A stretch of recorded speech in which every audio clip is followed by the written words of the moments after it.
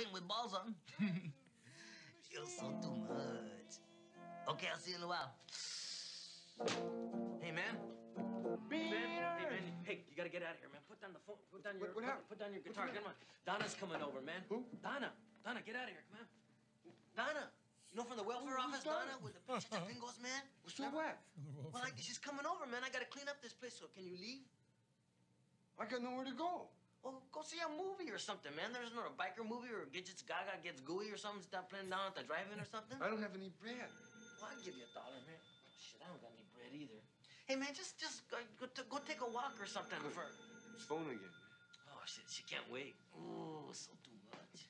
Oh, Don. Cheech and Chong, Up in Smoke, probably one of the best movies ever made. Oh, yeah. All right, Jeff, do you have your music up? Oh, crap. It's already 7:02. Oh, shit. You didn't tell me. Hold on. Hey, man, come on, man. What's up with you, man? You got to get your music, man. Hey, man, like, you know, I dropped my joint in my car, man. Oh, dude, man, don't drop no joints in your car, dude. Call me, man. I find that shit, man. I smoke it right up. Man, I bet you would, man. Yeah, man. I gotta make my energy drink, man. Yeah, I gotta make mine too, man. I gotta snort it up my nose. No, dude. man, I use all kinds of vegetables, man, and ginseng, man. No, man, I don't use that stuff, And man. cucumbers, man. I gotta vitalize myself before I wake up, man. Hey, you know what I was told, man? I looked this up. It was on the internet that grapefruit isn't good for you. Man, it rots your teeth, man. Yeah. Dan posted a shot of himself after he came out of the coma, and somebody goes, "Did this just happen?" And Dan has to explain, "No, that was 2 years ago." 3 years. It's like 1 hour ago. I'm like, well, he's got a show to do. He's got to open the door for us. Yeah, man, that was a long time ago, man. But I was in bad place, man. Wow, yeah. So no, that was about 2 years ago. 2 long years ago. It was actually pretty cool, man. I stayed at that hospital for a long time, and they fed me and brought me my breakfast, my lunch, my dinner, and snacks and ice cream. Oh, here we go. I'm only hearing it in one side of my head. Play with your wires. Yeah, I'll hear it in 1 ear or two.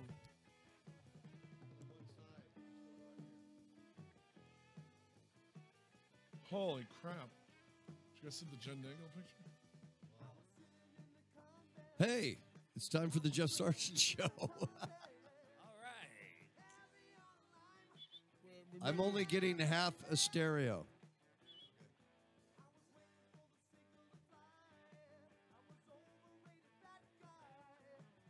We got a caller on line 1. What? Oh, is that her? Who is it? Is it Amber? Speak to us, mystery voice. Hold on.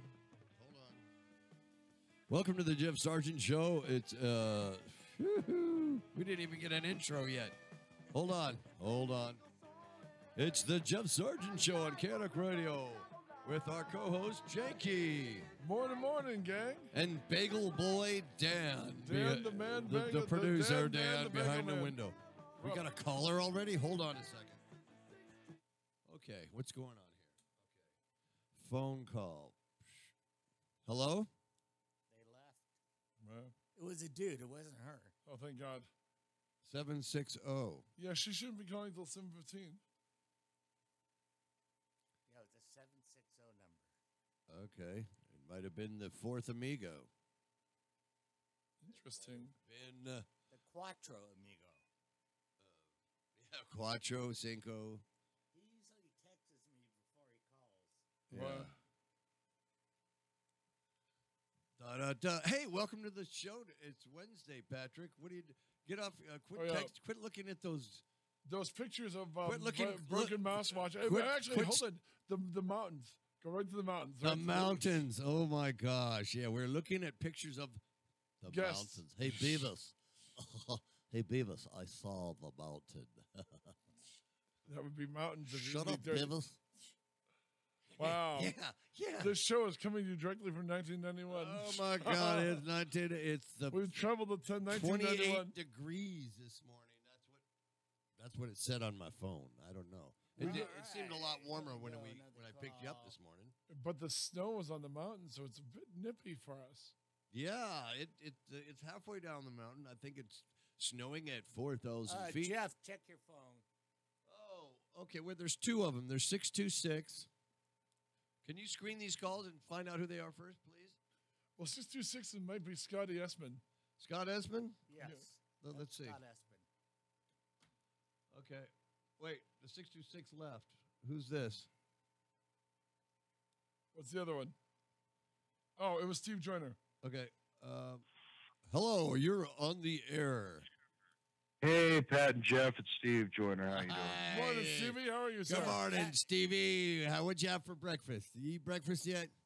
I had the Keith Richards breakfast of vodka and orange juice. Oh my gosh, Cigarettes. You got that's better when you're 90 years old. It keeps you alive. Yeah, I know. It's funny. Hey, listen, are you guys doing an interview right now? I don't want to. No, they're not calling in until 7:15. The makeup artist. Okay.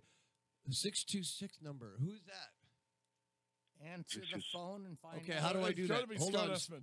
Hold on, Steve. Oh, is it? Oh, okay. Well, all right. Don't go anywhere. Hold on. Hold on. Let's see. Hello. Hey, how's it going? Who is this? This is Tim. Tim who? Tim Zoll.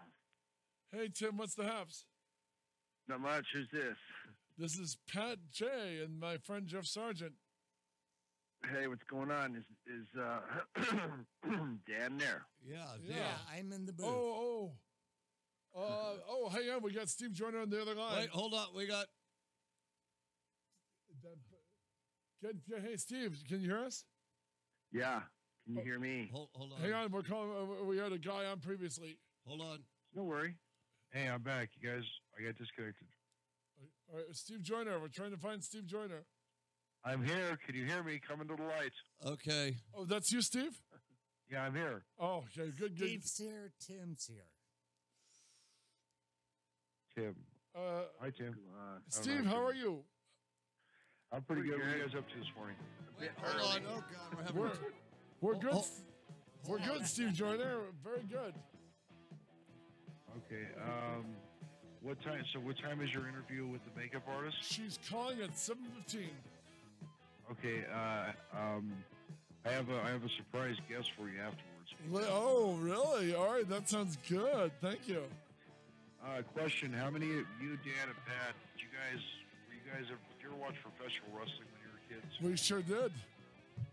I have a friend of mine. His name is Steve Goldstein. Steve Goldstein. And this guy, he wasn't a wrestler, but anyway, he's doing a movie about the Von Erichs, and he's a screenwriter, really interesting guy. And I figured if we got some airtime to kill, this guy's gonna crack you up. He's from Boston. Yeah, no. As soon as Amber's off, we could listen. We'd love to have him.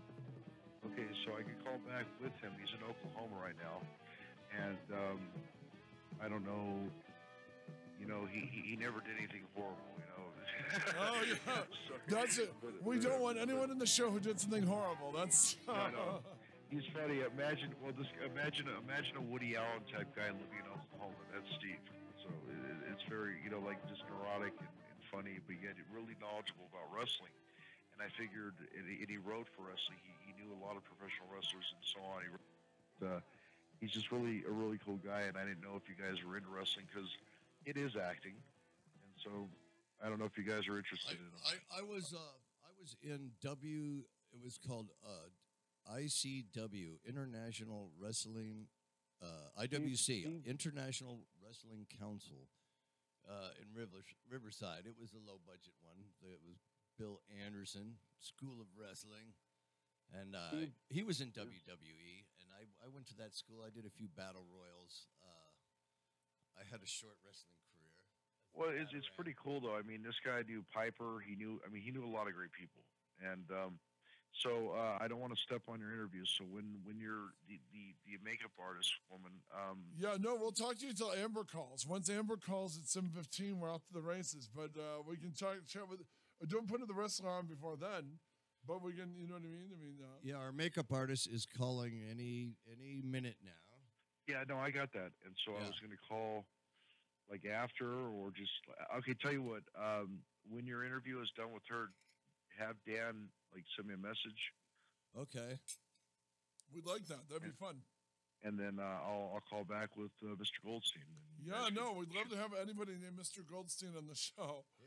Yeah. So, Dan, can Dan hear me? Does he know the back? Yeah, I hear you. Okay, how you doing, Dan? I'm doing good. Looking forward to seeing you guys on Monday. Yeah, boy, oh boy. Yeah, that's going to be cool. That shall Yeah. be cool. I'm And bringing hopefully the presents. weather will be nice to drive. I don't unless the changes of the weathermen change it like the weather like they've been doing. Yeah, you sound better, Jeff. Oh yeah, well I wasn't sick. I was just from screaming and yelling. Smoking.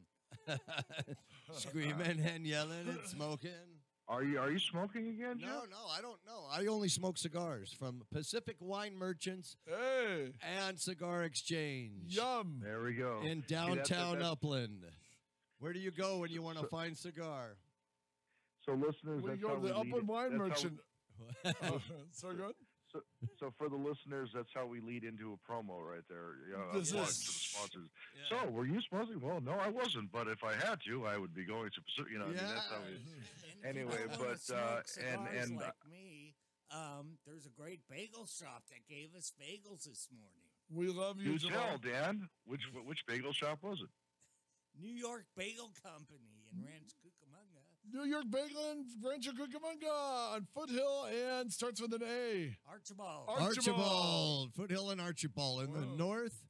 northeast corner Next of the door- shopping center. Next door to Four Color Fantasies. in You'll fact. find New York Bagel Company, and our buddy Jamal will make any kind of bagel you want, and And it's listen- made with what water Water from New York City. that's New what, York City. no New York Road. City. I don't know about New York City, but they have a lot of fresh streams in upstate New York. Is beautiful. Okay, Wild wait, country up there with clean New York water. Niagara From- Falls, Westchester, where the X-Men live.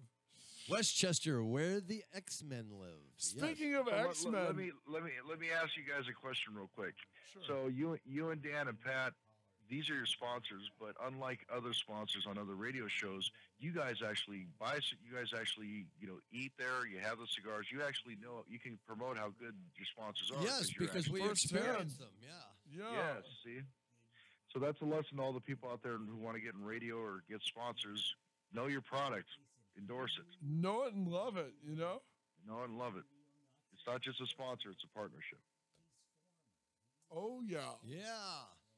You know, and it's just delicious. And maybe we can hit it when you're in town, Steve, you know? Oh yeah, I'd like to, and I wanted to talk to you guys about that later. But all right, well, when she calls, I don't want to step on her time, so shoot, I can call back.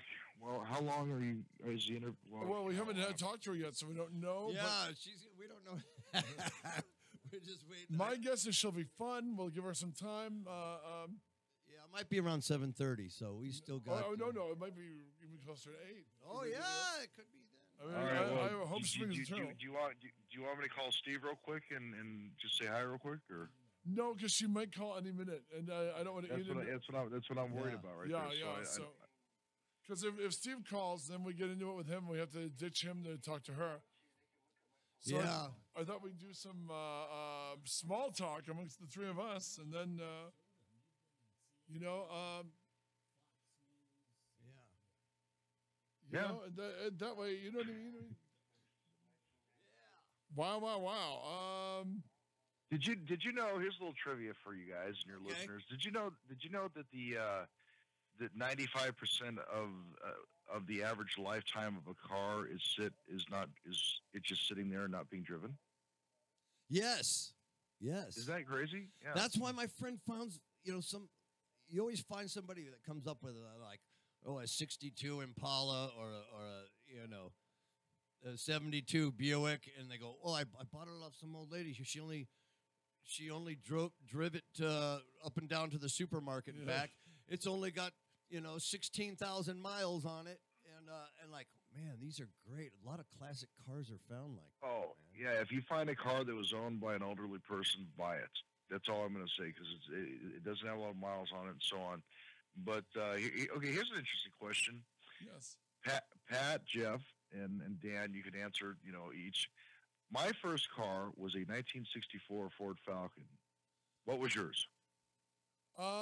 Let's see. In the 80s, my grandma had given me this old, it looked like the Batmobile. It was this old 1966 Chrysler with big fat fins in the back. Oh yeah, I remember those. That was Remember that? The Batmobile. yeah, it was like a Batmobile. Yeah, a lot of them I had. That's why I liked those fins back then.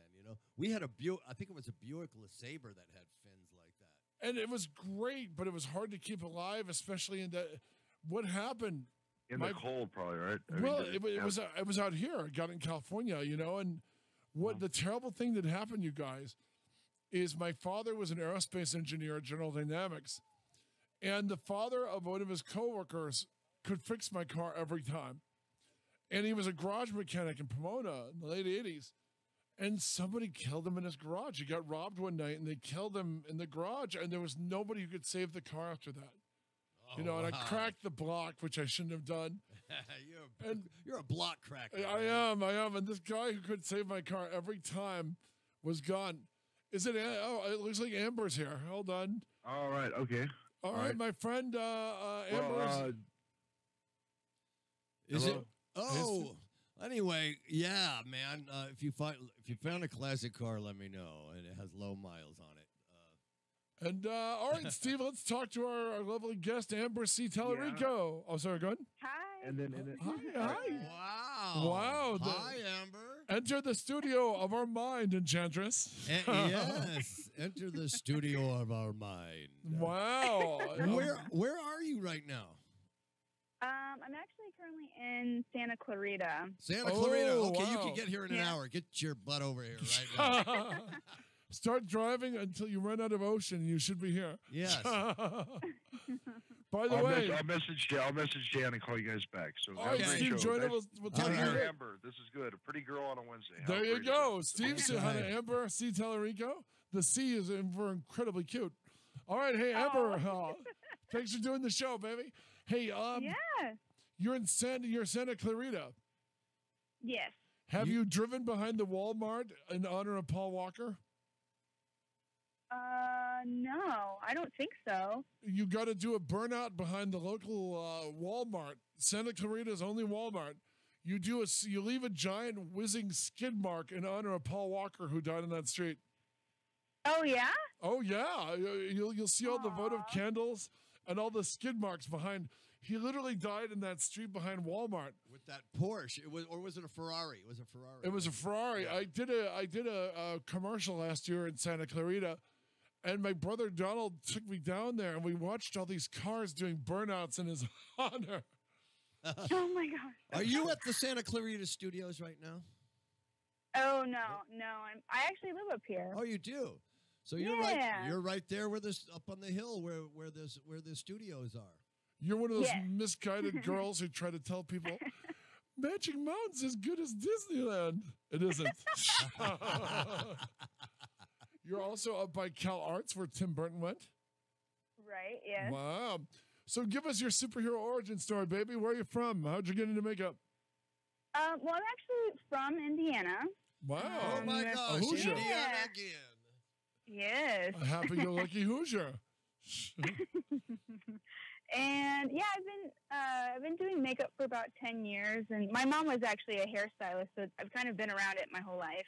Oh, so you kind Um, of grew up. You're to the manner born then. You saw your mom doing it when you were a kid. I mean, So the hair. you're second generation. Wow. Yeah, exactly. And so yeah, I pretty much just followed her footsteps. I went to cosmetology school in 2008, and probably about 3 or 4 years after that, I kind of decided that I really wanted to pursue more film and fashion in Indiana that just doesn't come by so often as LA has it. So Yeah, they shoot a movie there once every 10 years, right? Yeah, pretty much. So it's very scarce, yes.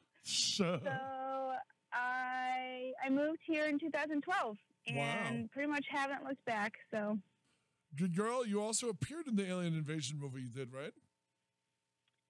I'm sorry, say that again? Amber, you did the makeup for the Alien movie, but I thought you appeared. Did you do the movie too in a small role or no? The Alien movie? Yeah, you were. There's an Alien movie on your IMDb. Do you know the Alien? Hang on, I'm looking. Yeah, look, check it out. It might be the one that I was just helping with the design of it. I don't believe I did any actual applications for that one. Wow. Now, did you go to Mud or anything out here, or did you go to Blasco or anything? Yeah, I went to Mud. I went to Mud in Burbank. Wow. All right, if you're a Mud girl, you're good. Because how long does that course take to graduate?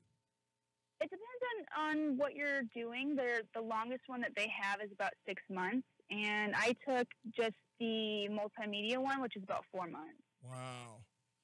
It's amazing. So what was the movie you saw as a little girl that made you want to do makeup? Besides Mom doing it, I know there's always a movie somebody you've seen. Right. To be honest, I feel like Mrs. Doubtfire kind of that had some good makeup in it, believe me, yes. Oh, absolutely. Yeah, V-Nail was amazing in that. And I think that it was probably around that time when I saw that that's how makeup was made, like that, you can make a man look like an older woman with a face prosthetic. I had no idea that that's how they did it, and it was really interesting to me. Yeah. And then, of course, I really like, art and avant-garde, and so I, with my mom always being around it, she always had these really cool magazines with these super in-depth avant-garde hair and makeup styles, and that really intrigued me as well. I was impressed with the one I posted on the Facebook where she looked like a frosted frozen woman, Yeah. With that makeup, I like that. You do a lot of stuff like that, right? Yeah. How long did I do. How long did the application take on that to make her look frozen? It wasn't too long. Actually, it was just white flecks of water-based face paint. And then I just kind of put some white, the white color on her lips as well. And a lot of it was in the set design and the wardrobe as well. So, and we did that in Indianapolis. So, oh wow, a good friend of mine. Yeah, I used to shoot with him a lot when I was in Indiana. So I was back visiting, and we kind of put it together last minute. It was fun. Was that one for a magazine? He had submitted it to Vogue Italia, but I don't think it got picked up. So I think he just pretty much was just for portfolio purposes. Ah. Yeah. Interesting. I mean, no, Amber, that's impressive. I mean, what do you like doing? Do you like doing straight beauty makeup more or special effects makeup? That's a good question. I feel like I get booked more for beauty, and I really enjoy kind of the ad campaign or commercial lifestyle. But I do really enjoy special effects because it is more artistic and kind of challenges you in a different way. So if I'm doing too many beauty gigs, then I really enjoy getting the break of special effects. I like them pretty equally, but I really enjoy beauty. Interesting. And you enjoy it more than like a Bruise or an Alien or anything like that making? It just depends. For me, it depends on what the project is and who it's with, because I've definitely worked on projects where I love every single crew member and they really respect the makeup department, but sometimes you get, some people in the industry that maybe assume that doing an alien makeup only takes an hour when you actually need like 4 or 5. So it just depends.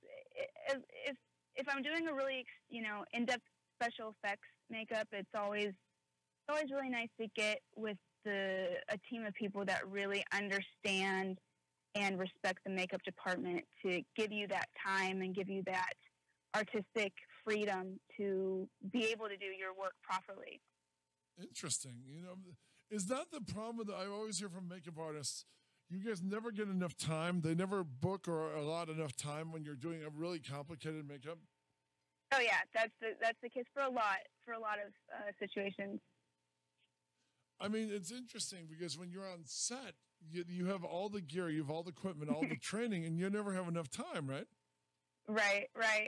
And it's funny because we always get pushed for time, but then throughout the day, there's a lot of sitting around, and so it is kind of funny in retrospect if you think about it that we have so much pressure at the beginning of the day, and then the makeups are only taken in front of the camera for a very short amount of time. Wow. Yeah. Well, you did the alien design on that one movie, it says, Mm-hmm. Yeah. Was that difficult? I mean, it sounds like you actually had, you designed the look of the alien, right? If I read that correctly. It was just a small project. It was with a friend, and he reached out to me because he had some ideas for some alien looks, and so I did some concept work with him and test work, and he kind of used the designs that I had put together in collaboration with what he had kind of given me for his reference, or like his vision with what he wanted. So that was really fun. I like to design things. I really like doing like character development and things like that. So that was a really cool experience. Because, I mean, you have to design the look of the aliens. You have to make it able to be mass produced on several aliens, right? For that particular one, it was not a super in-depth prosthetic. It was just what he wanted to have me, I guess, supervise on or collaborate on was the style of the makeup itself. So, like, the positioning of different line work and the color scheme, and on certain people this could be a symbol for this reason. We didn't really do as much prosthetics. It was a pretty low budget, pretty much a passion project for him. I wasn't even working on it besides just giving him some of the concept work. What about zombies? Because they come in like clusters of like a bunch of people. Have you ever done zombie makeup? Oh, yeah. I've done a lot of zombies. The cool thing about zombies... How hard is that? Yeah, how hard are zombies? You said the cool thing. Give us the cool thing and the hard part about doing zombies. Well, there's so many different types of zombies, and I think that a lot of people that are, maybe don't, when they think zombies, they just automatically think of The Walking Dead. There's actually a lot of different types of zombies. You've got, 28 Days Later type of zombies. You've got, all different types of scenarios. So some zombies look just like regular people, and they just kind of look almost cracked out. Wow. And then some have more crackhead zombie. And then you have the ones that do look more decrepit or more deceased looking, different levels of dropped from the dead. Different levels of decay, right? Yes, exactly. And so that's where the timing depends on how far, how deep in you go to with the prosthetics. So if it's something more like Walking Dead, that's a little more in depth. But if you're doing something a little less prosthetics heavy, and it can be a little bit more haphazard with the application, it doesn't take as long. Just like in the first Night of the Living Dead, that was all basically face paint. Those are like black circles around like butchers and hunters and bankers. Yes. Yeah. I mean, you could do a lot with just the paint tones on, and like you said, with the lines. A lot you could do with just the makeup itself, right? Without. Yeah, exactly. I remember my friend Midian. She does a lot of effects makeups out of the Colorado area. She said they won't have the money, but they'll want 100 Walking Dead zombies in 15 minutes. Yeah. And yeah, exactly. You have to give them the speech about you're not paying for Walking Dead zombies, you're paying for County Haunted House zombies. County Fair Haunted House. Yeah. Yeah, that's exactly what I'm talking about. When I had said earlier, you know, it just depends on who you're working with. Have you ever done? You know what? And you guys are gonna make fun of me, but have you ever done clown makeup? Oh, I Oh, knew I that was am a coming. clown. Clowns yeah. are Dan's fetish. I love clowns. It's actually clowns are my favorite makeup to do. I'm doing You one and Dan today. will get along. Congratulations, Amber. You've got your first stalker. Yes. Dan needs new clown makeup. And he hasn't even been to your When he mo- does it himself, it's horrible. Even John Wayne Gacy runs away from him. I do it in the car on the way to a show, and I'm like, it's a big mess, and See, my, Amber? my wife gets pissed off. See, at Amber, me. you've got your first stalker, and he didn't even go Yeah. to your Model Mayhem Ronald page. McDonald on acid. That's what his makeup looks like. Yeah, I love doing clown makeups. I'm actually doing one today for A because clown? it comes out today. Yeah. Really? What kind of? Are you, oh, Yeah. that's right. It comes out in home entertainment. Are you doing? Yeah. So you're doing a scary clown today? Yeah. I'll be recreating, just doing like a inspired Pennywise look today. No, we're going to try to do the movie Pennywise. You're going to try to recreate the '90s TV movie Pennywise, or Pennywise your own imagination. I got a challenge. Oh, hang that- on, here, let her answer. It'll be the Pennywise from the 2017 version. Wow, good girl. Go ahead. Yeah. Now, Dan and I will be two models if you want to do some old style clown, like the hobo clown, like Yeah, the Emmett I'd be Kelly down. clown, and the more friendly bozo type of circus clown. I would be willing to do it for sure. Yeah, that. In fact, I'm trying to imagine what Pat would look like with hair on his face and him a clown. I think he would end up more looking like Sid Haig. But see, ask Amber. Usually, when you do a makeup, you prefer there be no facial hair, right? Usually, yeah. And why is that? Because I've noticed that on some of the makeup gigs I've done, I've gotten away with trimming my beard really short so the prosthetics will fit elsewhere on the face. But why do you guys prefer no facial hair? Just too difficult to work around? Tell us. Well, usually the glue just doesn't adhere to the hairs, and it also kind of causes some texture. So if you're putting, say for instance, when you're doing a clown makeup, if you have, say, sideburns and you're doing a bald cap, the sideburns have a different texture than the bald cap. So Really? yeah, for texture purposes, and then also if you do have sideburns or if you have kind of a beard, it will lift in the area that there is hair Wow. easier than if there wasn't, you know.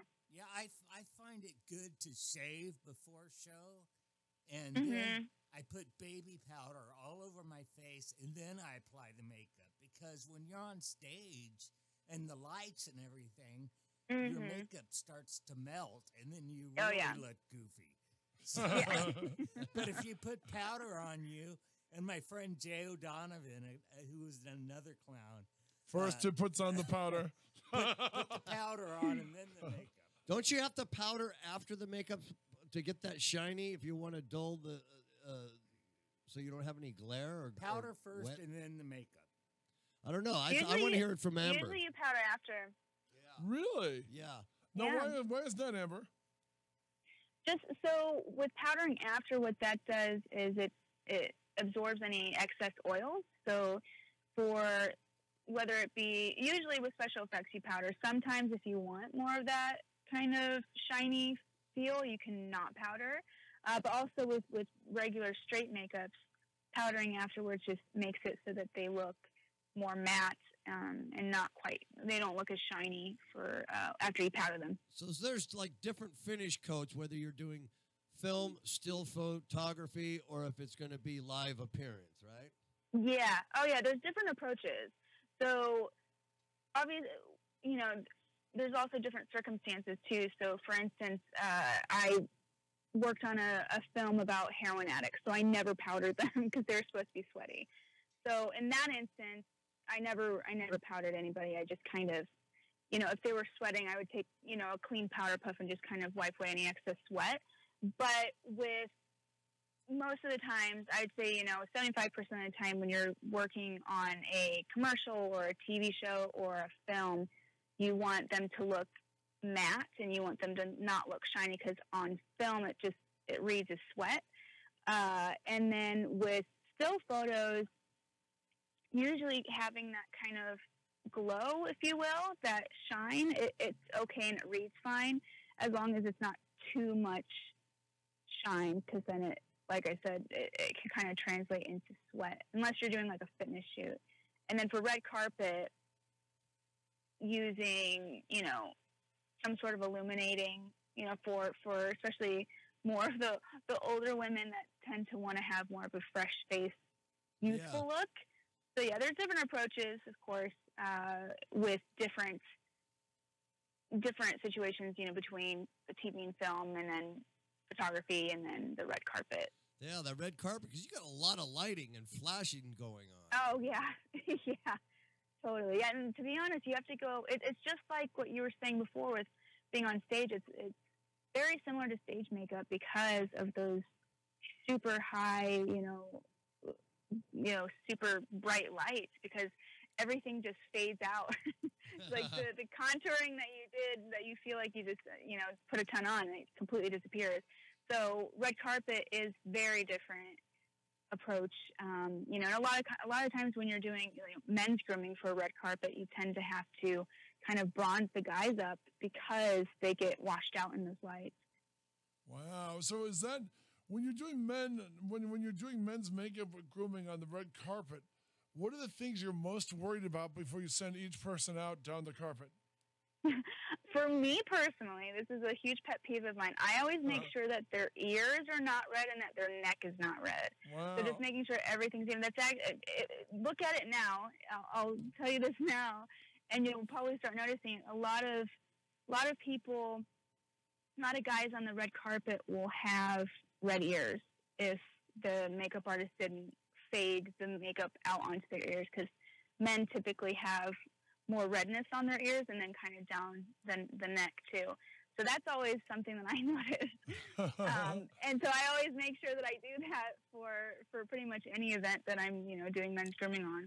So even somebody like Ryan Seacrest, who's being a front man, he's got to have that makeup, because I noticed that he just absorbs everything when you look at. I didn't even really think about that, about the men having the makeup and the light and the reflections. And right. Let me. What would you do about that, Amber? Like Jeff said, when you have a problem like that on a Ryan Seacrest or something, would you start with the ears, or would the ears be your last shot at them before they walk down the carpet? Usually the last. Because if for any reason, their ears aren't, like, they don't show up as red, you can kind of feather it rather than cake the makeup on. I usually don't cake makeup on the ears, but you determine how much is needed in those areas once you put the makeup on, the main part of the face. With men, I go pretty light. I don't do too much unless they request it. I don't go too heavy, and so I determine how much to, put on those areas that I was talking about between the ears and down the neck, just to make sure that everything is balanced. Now, when you were going to the famed Makeup Academy MUD, who was? They usually have great makeup artists talk to you. Who was one of the most influential ones you met as a student? That's a good question. Thank you, dear lady. Let's see. There are so many. Most influential. Yeah, who did you just sit there having your Newt Rockney moment, listening to them talk? You know what I mean? Or they have so many really good ones. That's why I'm having a difficult time deciding. To be honest, there was a gal. She's the owner of a really big agency in Los Angeles, Madeline Leonard, and she's not a makeup artist, but she is an agent, but she knows a lot about makeup artistry, because she owns this agency for makeup artists. So I will never forget. That's like the one guest speaking event that I'll never forget. Wow. She I don't remember exactly what she said. I just remember being I soaked up all of her information regarding agencies. And I remember going up to her and being like, hey, I would love for you to look at my website. And she looked at my website on the spot, and it's so rare. Wow. And a lot of makeup artists that are listening to this will know what I'm talking about. It's very rare if you go up to an agent and say, I'm, an aspiring makeup artist. I would love for you to look at my work, and they do it, and they give good feedback. And she told me to email her, and not only did she tell me to email her, when I did, she responded. So it was just Really? like all these really great, wow. yeah. So that was a really an unforgettable guest speaking event for me that I've never forgotten. But she took the time, and by the way, she extended a kindness to you as a kid, as a student, as an undergrad, and you remember it now as a working professional, which is really kind of touching. Yeah, exactly. I still am in contact with her. She still kind of looks at my portfolio for me and tells me if there's something that I need to add to it, or if there's a couple things they're like, oh, you don't need this. So she's a wonderful woman. I'm so thankful for her and how helpful she is to not only myself but pretty much all aspiring makeup artists. She's so willing to help you and push you the right direction. Wow. Yeah, No. I got a real quick question. I was on a TV show. It was PBS, but it's America's Most Wanted, actually. On TV. No, it was not America's Most Wanted. It was Let's Dine Out. It was a restaurant review show that I still do once in a while.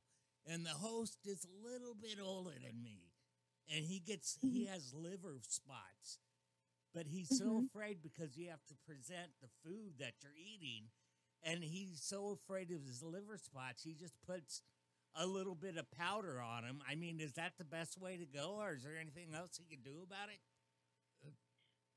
Well, with liver spots, I think, you could, if he was comfortable with it, I would probably just do some makeup, some, liquid makeup, like a liquid foundation or something. Yeah. Or there's a lot of correctors out there too, that if it was, like any significant amount of discoloration, you could use color correcting methods.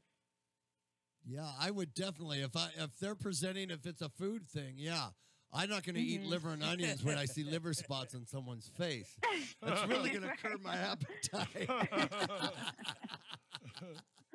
And you know what?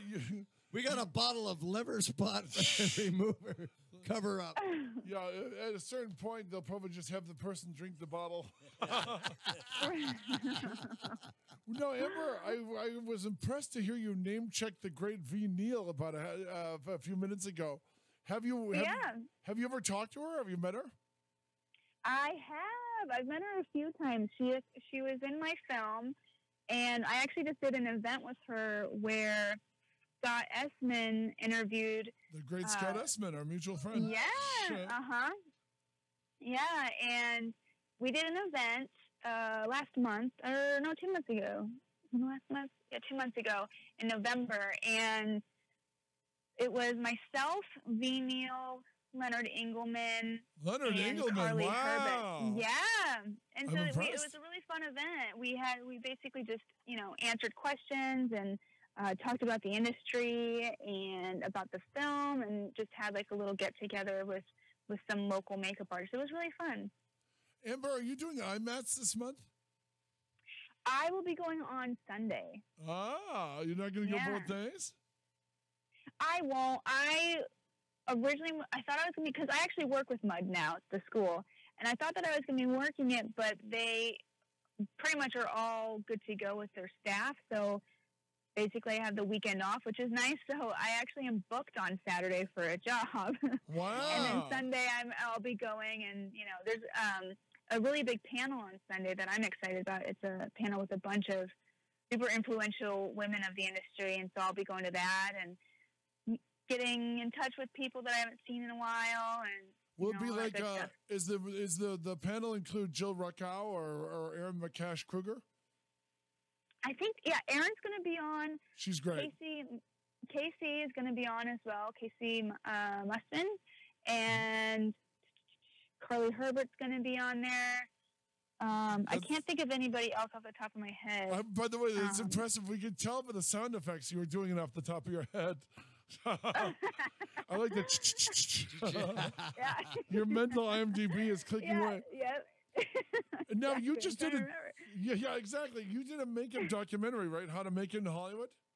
Yeah, I did. Talk about it. Promote yourself, woman. Let's hear about it. Yes. I've had people asking me last night, like, does she write a book? I want an autographed book or whatever. Aw.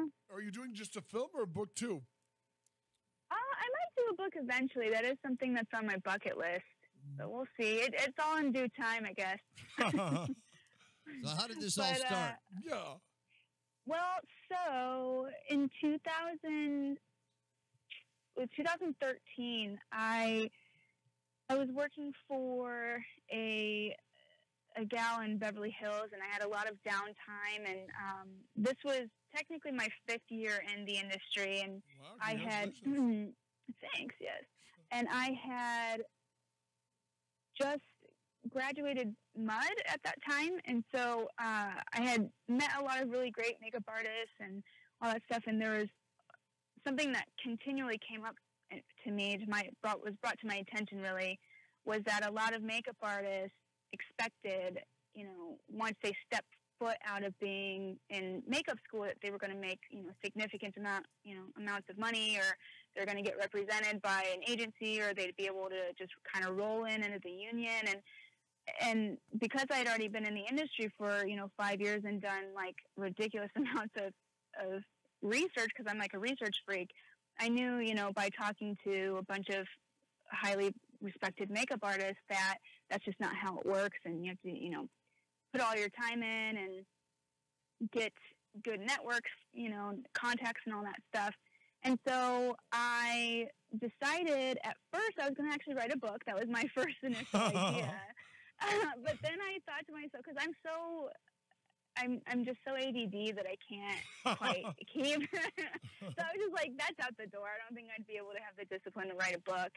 And then I thought to myself, it'd be cool to create a documentary. So I kind of started fleshing out ideas and came up with the idea that, creating a documentary that showcases exactly what it takes to become a successful makeup artist, and not just, the kind of, oh, you can just be, practice and you're going to do great. Well, it doesn't quite work that way. I mean, you have to go through a lot of struggle in order to get there. And so I pretty much throughout the film have highlighted some of the biggest names in the industry and what they went through in their times of struggle, to pretty much inspire these makeup artists that are wanting to pursue this career, that, yeah, it's a really great career and you can make a living, a really great living from it, but with that comes a lot of hard work.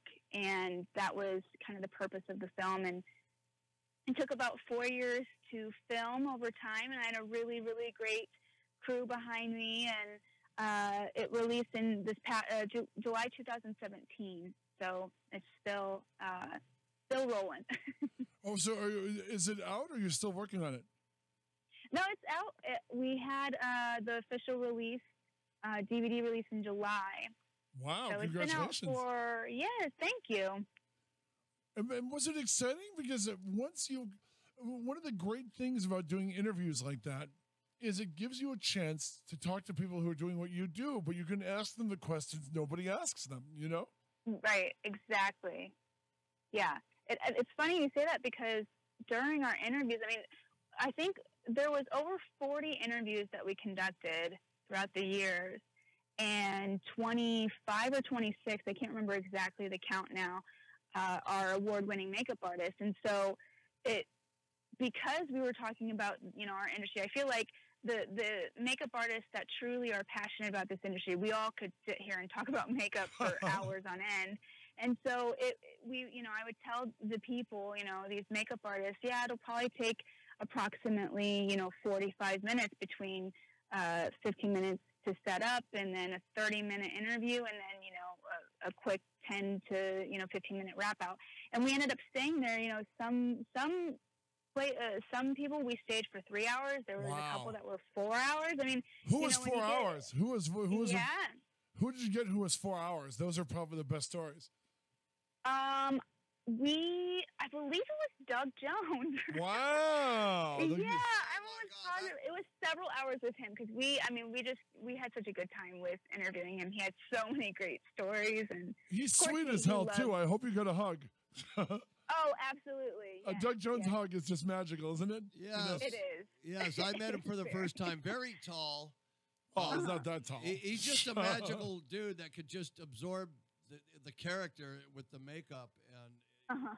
you know, I didn't even know when it was Pan's Labyrinth, he did several characters. He's all the monsters in Pan's Yeah. He Labyrinth. is all Yes. of them, all those characters. And I didn't know that. I couldn't tell. Yeah. And as Yeah. you know, we are on the World Wide Web, so we're heard all over the world. In fact, I just got a new listener here from the United Kingdom. Wow. Across the Oh, cool. pond in Across the England. pond. He wants to say, is there any, or have you worked internationally? Have you worked internationally as a makeup artist, Amber?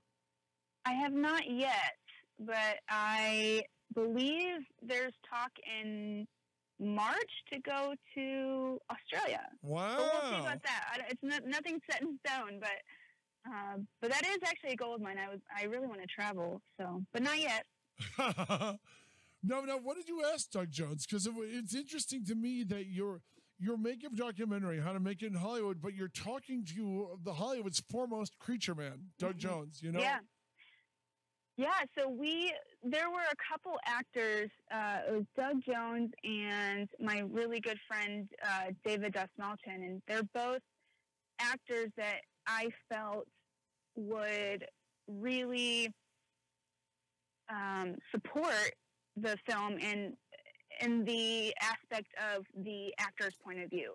So, you know, what do actors expect from being, you know, in the chair, working with a makeup artist, and, you know, what it's like working with, because obviously Doug Jones has worked with like the greatest makeup artists in the entire world. And so he kind of spoke about that and, you know, getting the perspective of what a good makeup artist is to an actor. So, you know, both David and Doug pretty much said the same thing. You know, we're the first crew member that they see. Essentially, you know, actors sit in our chair. The first thing that they do when they get on set to sit and make up, and so we kind of have to set the tone for the day. And you know that can completely make or break the actor's, you know, whole day for whatever it is that they're getting ready to do. So they both spoke on that, and Doug obviously told some really awesome stories about certain, you know, there's actually this story. So he was Billy, I believe is the character name, the zombie from Yeah, Hocus Billy Pocus. Butcher's son from Hocus Pocus. Yes.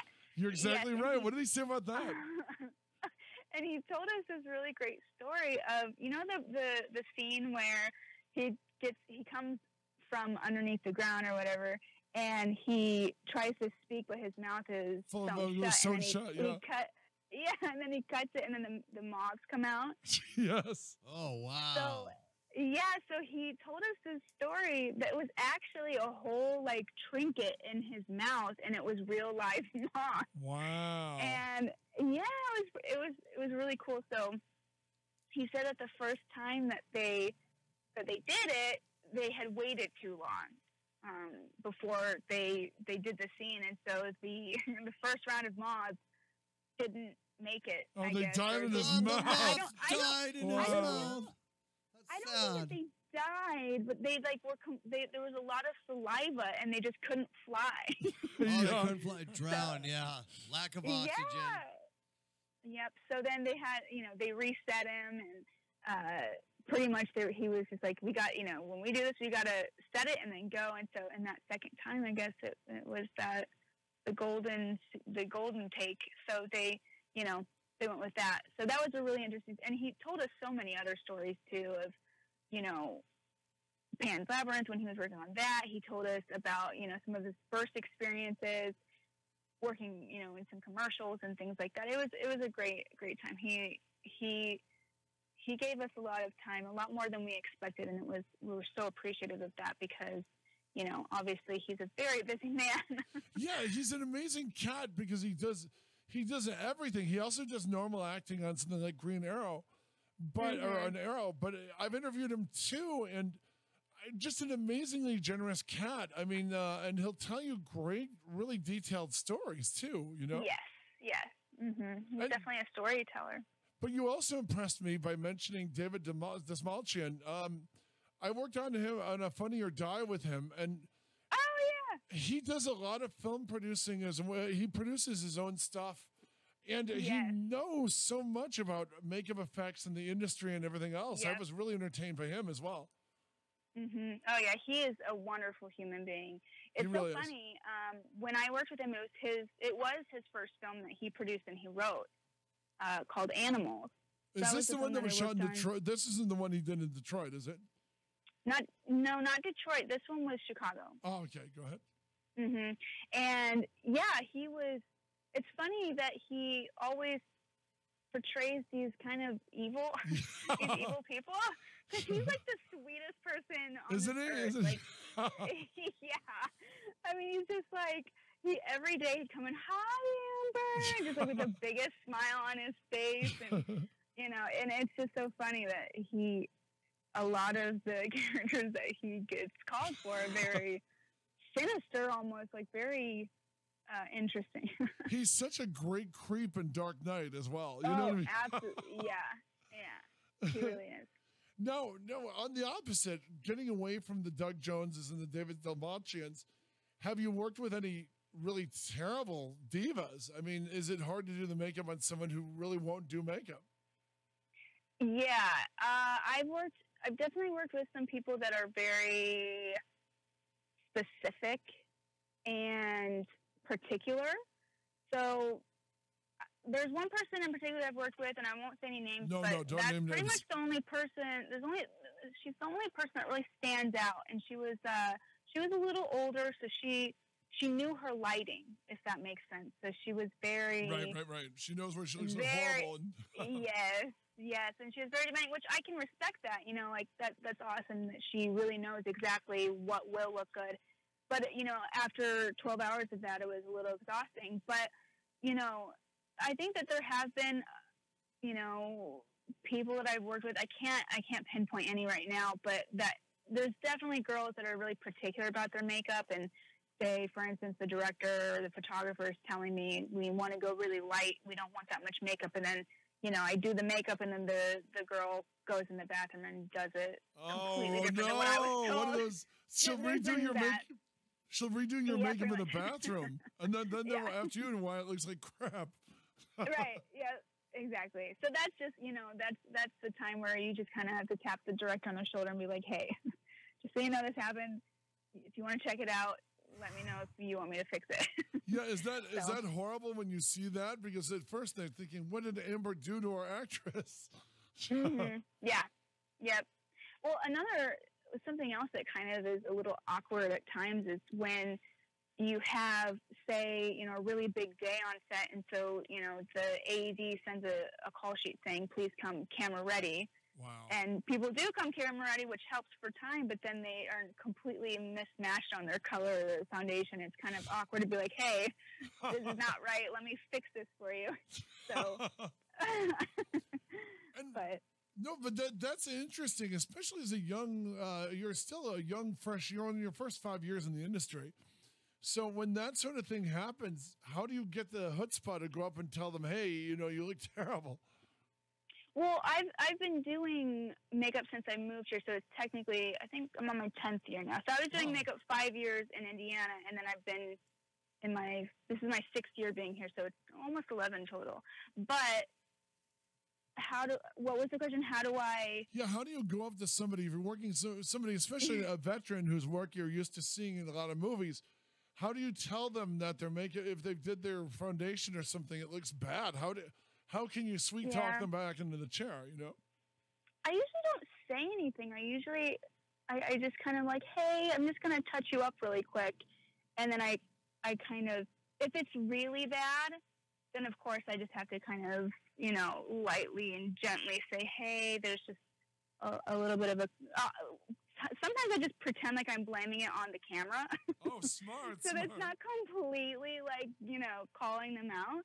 I'm a very, I'm really bad with direct, being like super direct and feeling like I'm gonna hurt somebody's feelings. So I'll be like, oh, you know what? The camera, it's really picking up orange. So let's go ahead and we'll just kind of, fix this a little bit in the chair. That's probably how I'd approach it.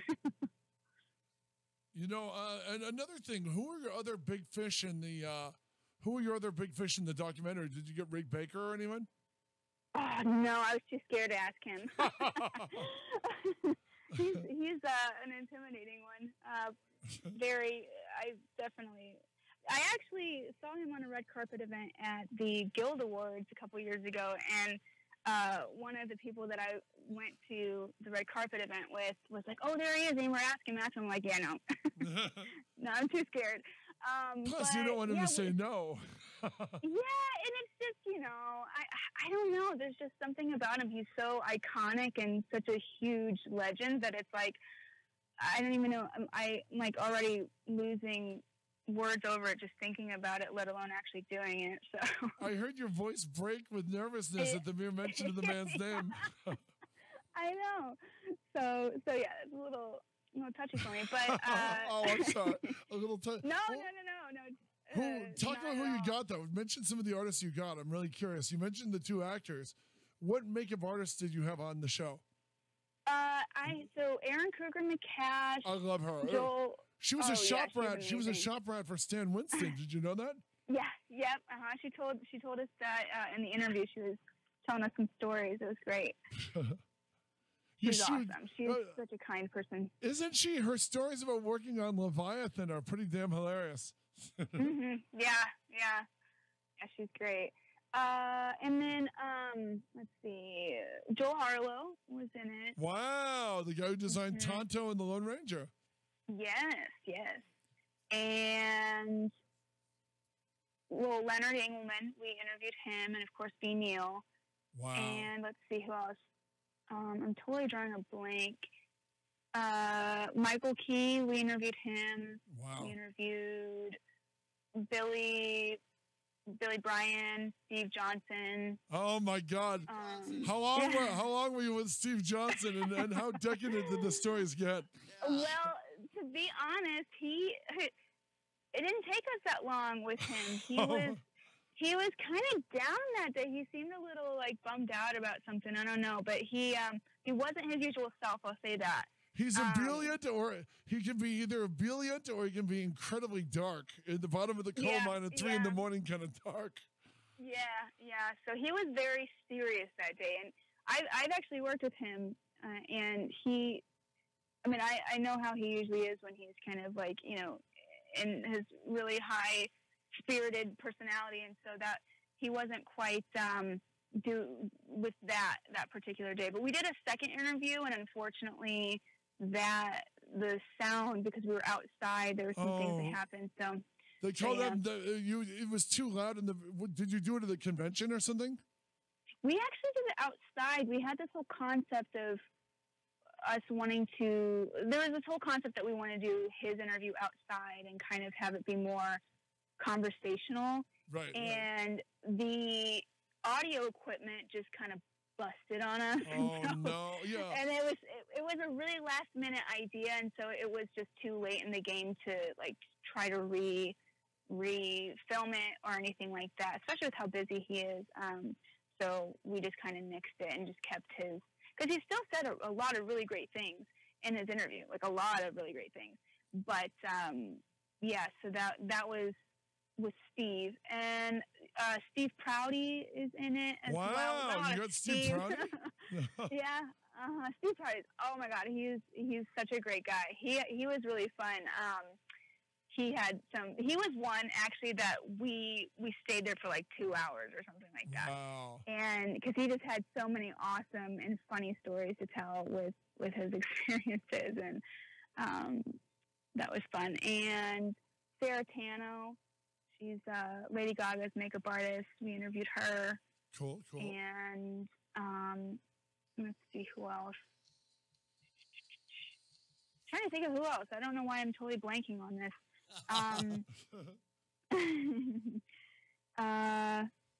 Angela Levine, who does Jennifer Aniston's makeup. Wow. and Danica Bedrosian. She's another fashion makeup artist. She does like Miley. Well, she was with Miley Cyrus for a really long time. Maroon 5. Yeah, and that's. I'm totally blanking on anybody else. Carrie Herda, who she does all the American Horror Story ad campaigns. Whoa, wow. And yeah, she's really. I love her too. She's great. Wow. Did you get Greg Canham or anyone? No, that was another one. He's kind of on the same level for me as Rick Baker. He's very intimidating to approach. You know, talk to him. I've interviewed him a couple times, and he was on the first set I ever crashed as a kid. And but his stories are great. You look at this guy; he's been in the low budget trenches, the big budget trenches. He's the last friggin' zombie in Thriller. I mean, he designed Gary Oldman's Dracula and all these other amazing makeup. Yeah. When you look at his stuff, it's jaw dropping, you know? Yeah, absolutely. And he's just humble. I mean, the last time I talked to him, he brought his Oscar to IMATS, and he goes, "Here, hold this. Take a look at this." You know, and he wasn't doing it in a braggy way. He was being funny. Aww. And it's like, wow. I mean, he's confident, but you look at his big and small stuff. I mean, right. He turned a dog into a Klingon dog for one of the Star Trek movies, and that was the only reason he said yes to the gig, to see if he could do makeup on a dog. And I mean, when you look at that, and you mentioned working with Steve Johnson. What did you work with him on? It was a movie. It was shot in Ohio. I don't remember the title of it, but it was. I'm so terrible with titles and names. The actor that's Freddy Krueger. Oh, Robert Englund. Robert Englund, yes, and he was the main creature actor for that particular movie. Fear Clinic. Oh my God! You worked on Fear Clinic. I think so. Let me look this up. Robert Hall, right? Yeah, it would have been Robert Hall and Almost Human doing the makeup as well, right? I think, yeah. Let me just double check this because I don't want to. Sure, please. Well, I love a good makeup. Artists have the best stories on any set because everyone goes through them. You know what I mean? Yes, it was Fear Clinic. Wow, yeah. You worked at Fear Clinic. Yeah, so I was just interning and I was helping design some of these, Billy Bryan was actually the person I kind of worked directly with he has like the trash bag balloon technology that he taught me. It was the coolest experience that I've learned. Explain that, by the way. Explain that the trash bag technology. I've heard that term before, but I've never been sure what it means. What does it mean, Amber?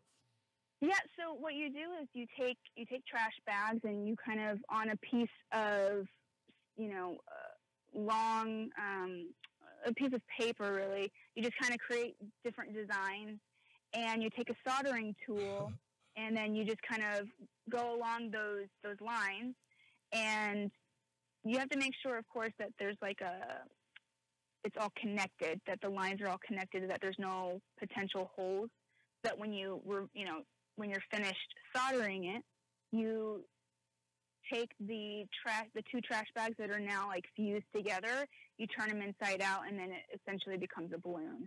Wow. If that makes sense. Yeah. Oh.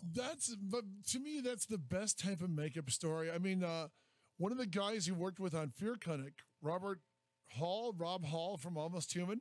Yes. Yep. Mm-hmm. Go on, you were going to say? I was going to say that was Almost Human, I believe, was where the effects lab that I was working in at the time. Wow. So you were at the Eagle Rock. Were you at the Eagle Rock one? Yes. Wow. I love that place. But when you looked at Rob Hall, he came out of the Corman School, and trash bag technology is what he's all about. I mean, you'll talk to him. I remember he had to build a shark puppet in a weekend for Roger Corman. And I mean, that's 72 hours without sleep from Friday to Monday. He said he went from nothing to building the shark in his bathtub. And then on Monday, he's puppeteering it in Pyramid Lake. You know, I mean, yeah.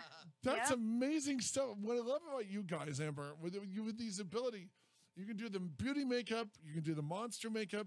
You could literally make or break the movie with your work. Yeah, exactly. Now, does that excite you or terrify you? Because it sounds like a little of both with you. Yeah, a little bit of both. I think that, like I said, I over the years, I've developed a really solid group of people that, clients or, networks, contacts, whatever you want to call them, that I feel 100% comfortable with. And I feel that, communicating is very easy. If something does go wrong or if a look doesn't look exactly how they look, like I know how they treat me in certain situations. But sometimes if, it can be very intimidating when you are working with a completely new crew and there is a situation where, maybe something is either going wrong or the client doesn't like the look. It can, be very intimidating and it can be really challenging. And so I think that it goes both ways. I like the challenge as long as there is a mutual respect, for what the understanding of what I'm capable of as a makeup artist, and that no, I'm not a magician. So yeah, I think both. I think it's really exciting and it's really intimidating, both equally at the same time. Because, when you look at what you do with the time and the money you're allotted, it can be terrifying. How do you hold your head up? How do you keep from losing your lunch on a set where everything is going wrong and you're trying to make it happen? Talk about that, Whenever I do get in that situation and the feeling of either, being scared or fearful that something bad is happening or it's, going to happen, I get really quiet. So luckily I'm one of those people that if something is bugging me or if I'm upset about something, I do get really quiet. Wow. So that's usually how I internalize it, I guess. And something that I've been taught at the very beginning of my career is you always keep your problems at the door. And so something that, whether, because I used to work in salons too, so whether it's a client in the chair at a salon or if it is a model or an actor sitting in your chair, people can sense vibes. And I think that if you really do kind of wear your feelings and your emotions completely on your sleeve, it can affect that person. And that's like the last thing that you want is affecting that person, poorly, because they're essentially the ones that are in front of the camera. And that has always been something that has never left my mind, is always just kind of a blank canvas, just not, being so obvious with how I feel. If I'm feeling, scared about something, or if somebody, say for instance, yelled at me for the day, like that's happened like once in my career, and it does affect you, but you can't. I always just get very, very quiet. I still am playful. I just am maybe not as playful as I usually am. Right. So that's how I usually deal with it. It's just, being neutral, essentially, as neutral as I possibly can. Well, or I step away sometimes. Sometimes, if it's a situation where we're actually on set and, something is bugging me, sometimes I'll just kind of be like, I'm going to go, I'm going to go to Crafty, or I'm going to go clean some brushes. Like, I'll just step away, Smart, by the way, step out of the ring, so to speak. Yeah, exactly. No, see, Amber, that's long fascinated me. I did a low-budget movie in Palm Springs, and the main makeup girl was angry. I think she underbid herself to get the gig. And, yeah. And so she had this whole baggage of anger, and she had to do like 5 leading ladies, and she would do nothing but carp on the director. And by the time these people were out of the chair, they were screaming for the director's scalp when they had nothing but a good experience with the person before that. It really amazed me how you could make or break a movie in the makeup department. Yeah, absolutely. Because, that's a chill zone. They're going to be in the chair for, let's be honest, 45 to 90 minutes, right? Right. And, exactly. The tone is set there. That's what fascinates me about that. People forget what an amazing, if there's a calming influence, like a lot of makeup artists who make it look easy, the people that come out of the chair are happier than ever. But if it's in a chaotic production, or if the makeup artist is an extra grind, you can totally change the production, right? Yes, absolutely. Now, what do you do? Do you play music? What do you do when the person is in the chair to keep the kind of Zen calmness people like in the makeup department? Yeah, it depends on the person because, you know, you always want to make sure that whatever you are doing, that it's not making anybody uncomfortable. So I usually, if I do play music, I always ask the person that's sitting in the chairs, you know, do you have a preference or anything like that? Like, for instance, with David, when we worked on the feature film Animals, pretty much every day was almost a different preference that he had. Like, if he was, you know, supposed to be getting into his character, where it was a sad day, he kind of wanted to listen to more mellow music. And, you know, other days he just didn't want any music at all. So, really? Wow. yeah, and some makeup artists will even have like candles and maybe some like almost like aromatherapy type of things. And I haven't, you know, dipped into that as much just because some people are sensitive to scent, and, you know, I haven't experienced with that. But when people work on, you know, say longer TV shows, they kind of become family, and then they bring in these, you know, more home feel, you know, with the candles and the aromatherapy and things like that. So I haven't experienced that yet, but that's probably something I would probably potentially do, is bring some scent in to get the mood going. And yeah, that's pretty much with music and getting kind of the vibe going. That's how I usually handle it. That's smart, though. I mean, when you are now, everybody starts out with at the lowest stage of you go to work for somebody as an intern or whatever. Like Aaron Kruger, as I said, Mikosh had these great stories about being a shop rat for Stan Winston. Who were you? Who did you punch hair for? Who was your? Yeah, you know, where did you start out? Who'd you intern for? So at the very beginning of my career in 2008. A long time ago. In the dark ages of 2008. In the dark ages. Dinosaurs ruled the earth. So long ago. God, I was like 15 or something. Go on. But it feels like it was just yesterday, that 2008, but it's weird to say that was 10 years ago. So isn't that weird? I'm still getting used to that. Yeah. What? 2008. You're probably still running 2017 on your checks. Yeah, pretty much. And, well, yeah, so back in 2008, I went to cosmetology school, and while I was going to cosmetology school, I interned at a salon in Indianapolis. And so that was my first experience interning, and for 3 years straight, I just assisted, like, the top stylists at, you know, the salons that I worked at. So with that experience, I was, you know, obviously more hair than makeup. But then once I moved here in 2012, I interned with Kim Green. She's actually another artist that we interviewed, Kim Green, and she had me intern with her on a music video. And like I said, with Steve Johnson, he was one that was an early internship opportunity that I got. I believe that was in 2014 or 13. I can't remember. No, was that XFX or was that Steve Johnson independent after that? Was that when he was with? It was actually with Rob. Oh, wow. For Fear Clinic. So Steve worked with Rob on that, and he had used Rob's effects lab at the time, and so he brought, you know, a few interns in for that, and I was one of them, working mostly with Billy Bryan. Wow. Okay, I've got one more question. This one is from San Diego. Oh, there's a question for you, Amber, from San Diego. Yeah.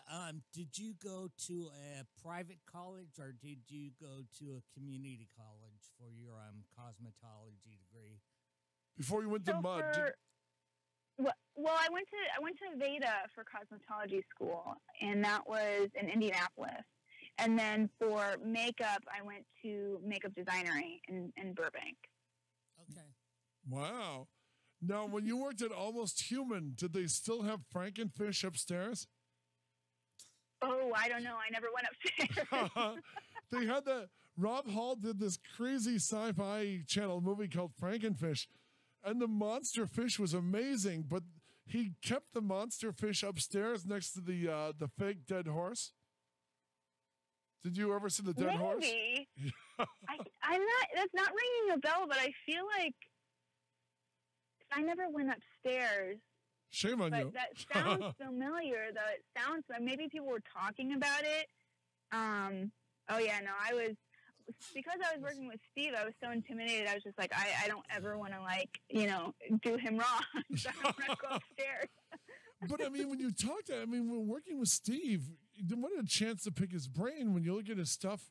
When Steve was working without any CG or anything on stuff like Fright Night, I mean, he did the amazing shark mouth from Fright Night on Amanda Bierce. Nobody had seen anything like that before. And it was like with Rick Baker or V. Neal or Aaron Kruger, it was one of those effects where you would see it ripped off again and again and again on varying budgets after it appeared in that film, Yeah, absolutely. Yeah, he's a genius for sure. It was cool to see him work. He was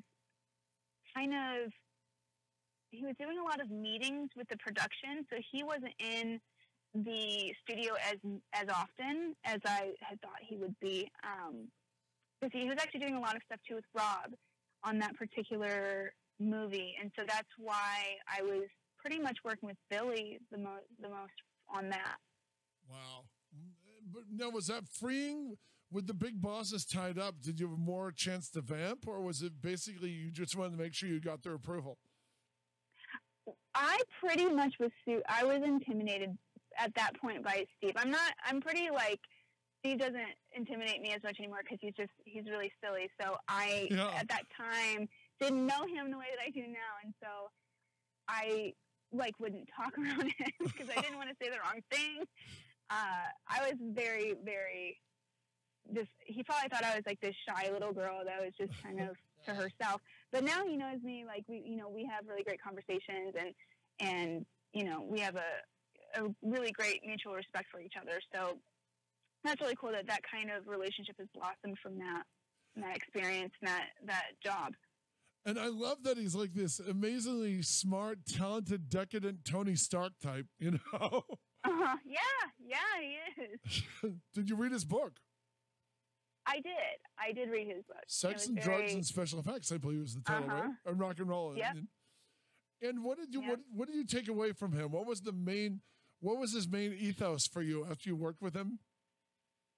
I feel like what I took from that, I learned so much, like with that, like I said, the balloon technology was really fascinating to me. And so that's probably what I learned from him most, really, that I took away from that. That and, I guess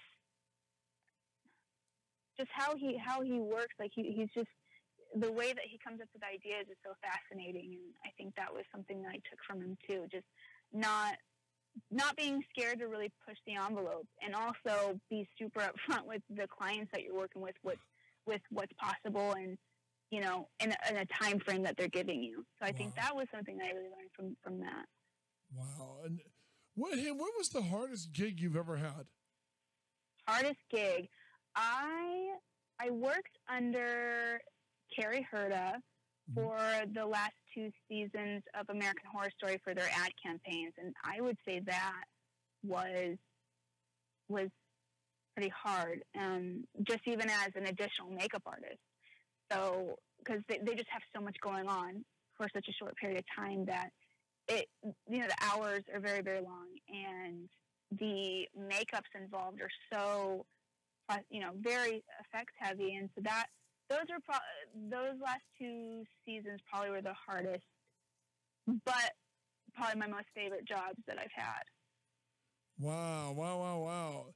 And we got 2 minutes to break, but no, she could stay on the phone. Okay, we're just gonna break. We have a commercial break. We'll have to do a commercial break. We have to plug our sponsors. We gotta pay the bill. But listen, Amber, we want to carry you through. Is that okay? Sure. Yeah, because you're stay on the line. I'm gonna play. Stay on the line, and we're gonna keep talking while they reset the clocks here in the studio, and we'll be right back. And now a commercial break from our sponsors. Keep tuned in to Chaotic Radio and the Jeff Sargent Show. Don't go anywhere, especially you, Amber. Don't touch that dial. We'll be right back. Don't move, Amber C. Tallarico. Are we off the air, Dan? Yes, we are. Hey, Amber, your stories are amazing. Thank you so Oh, much. thanks. Yeah, Yeah. you're welcome. You know, for someone Thank who's you. only been in it for a minute, your stories are really good. I like that. Thank you. I like that picture where you did your makeup and you're like pouting, frowning. It looks like you haven't had any sleep in 3 weeks. Yeah, that's a great Oh, shot. yeah. What was that from? That's great The- makeup right there. Which one are you talking about? I'm looking at your photos on Facebook, It's you have like a pout, and it looks like you've been up for. and you did Weeks. something with your eyes and face where it looks like you've been up for 3 weeks. Oh man, what You is put, it like, like? Dark circles in your eyes, Jeff. What is the caption? I'm gonna.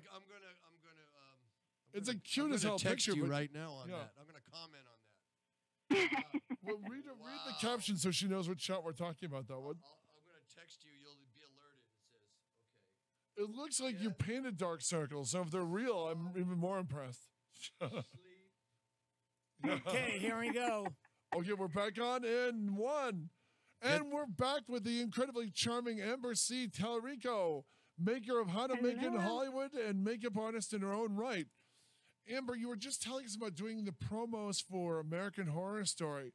What did they look for on that? Because those things were so creepy, eyeless faces and all this other weirdness in the commercials. Yeah.